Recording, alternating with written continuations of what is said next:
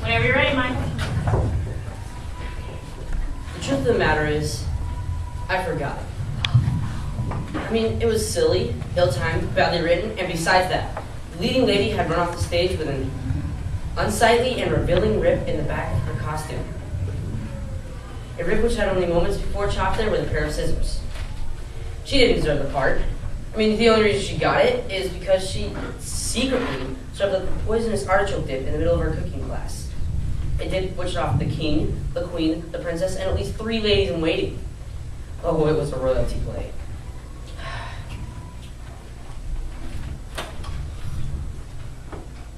And we all had to do English accents. Not that we all could, but the director demanded, "Authenticity, people, authenticity. It's the way to go." Come on, the Prince of England can't even speak his own language. My monologue came after the Queen's dramatic exit. All the more dramatic by the rip in the back of her costume. Scarred for life. So unfortunate, but she inadvertently insulted me backstage during intermission. She insulted my acting, my reacting, my cue pickup, my characterization, even my mother. It was the longest intermission I'd ever endured. But that's all right, because she insulted everyone. Though she hadn't hospitalized with her poisonous artichoke dip, she accused of ruining her acting debut. I don't know what she thought she was doing, but it certainly wasn't acting, and it wasn't English history either. But I had the monologue. The monologue where I got to ruminate on the ill temper of the Queen, a woman who had the fortitude to rule a nation, but couldn't stomach the fact that someone had cut a cantaloupe-sized slice out of the back of her dress in secret revenge. So there I am, in front of everyone. My chance and my duty to make a bad playwright look good through a grand and exceptional delivery of really moldy poetic tone. And my memory just went south. Oh, I remember it now. Now, I'll never forget it. It's like an elephant. A big, white elephant. In this piece, we find our character looking over an amusingly unpleasant incident during the school play, where he is stuck with the monologue that he totally forgot on stage. White Elephant by Jerry Wachob. A big, white elephant. I have no use for it, but I find myself incessantly feeding it. I recite my monologue in the shower, on the bus, on the way to school, in the grocery store. My pastor overheard it, and he used it as a sermon. Okay, here it is. Take a listen. Oh dear, I seem to have forgotten something to do with the Queen. If she finds out I cut her dress, then she'll have me beheaded. Actually, she's always beheading people. Whenever she forgets her lines, she simply beheads the person standing next to her.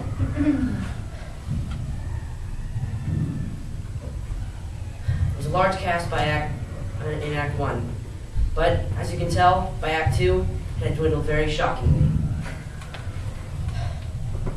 Maybe you've never gotten up on stage and forgot your lines. Every second, like an hour. I was up there for 5 seconds, possibly 10. I think by then, I could have learned calculus. But she saved me, because she ran in stomping on the stage yelling, "Overhead! Overhead! Overhead!" And I was dragged off stage by one of the only ladies in waiting left that hadn't spent the week recovering from artichoke dip.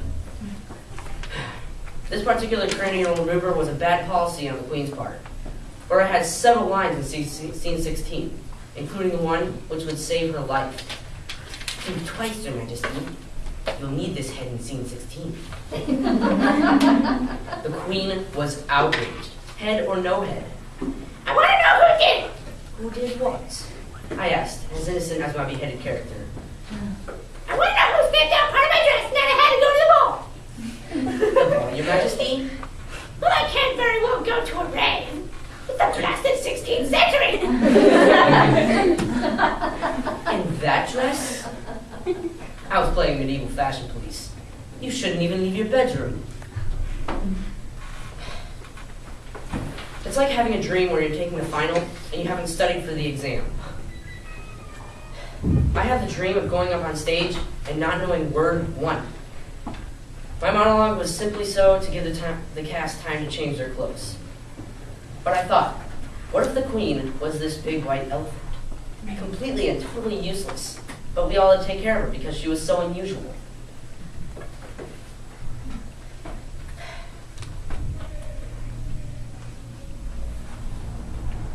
Worse than the queen, the director.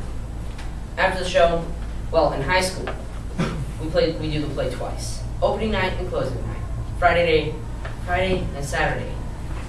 Although, I don't know why they call it opening night, but the next night's closing night. It's one or the other. Anyways, the director, after the show, he's like, I just spent 2 months of my life trying to teach you guys drama. What a waste of time. Why do you think they wrote the script if they don't expect you to follow it? So, I summed up the most of British accents I could, and I stood up to him in character, even though the show was over. Well, it wasn't exactly over. We had to stop it early because the entire cast was headless, save one. And the director had to narrate the ending. Anyways, stood up to him in character, and I said, maybe, if the script was worth repeating, we would have bothered to learn it. But you've made a dreadful error in both selecting your queen and your play. She did not inherit the throne, she usurped it. We all knew that our queen bee diva planted the artichoke didn't get the role. She was supposed to be a lady in waiting. Before that, she was a peasant. Before that, she was in a donkey costume. But she managed, over the couple months of production, to assassinate her way up to queen. I don't know what I could do except to plot revenge. After all that, plus the tirade during intermission, oh, I can still hear it. Do you know who I am? I'm the queen on stage. And in order to maintain my character, I'm the queen off stage. Someone replied, I'm an enemy of the queen on stage and off.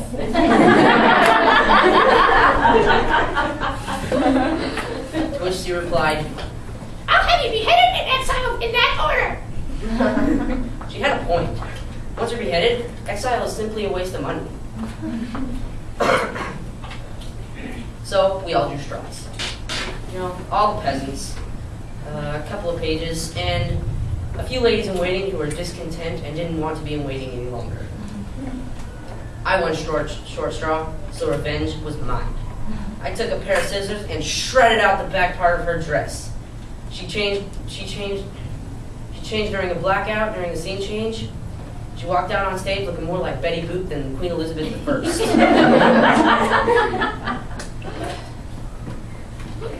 So what? I hated my monologue. Oh, no. How did it go? Oh, yes. Okay. If only it was relevant. But whoever heard of a white, relevant elephant?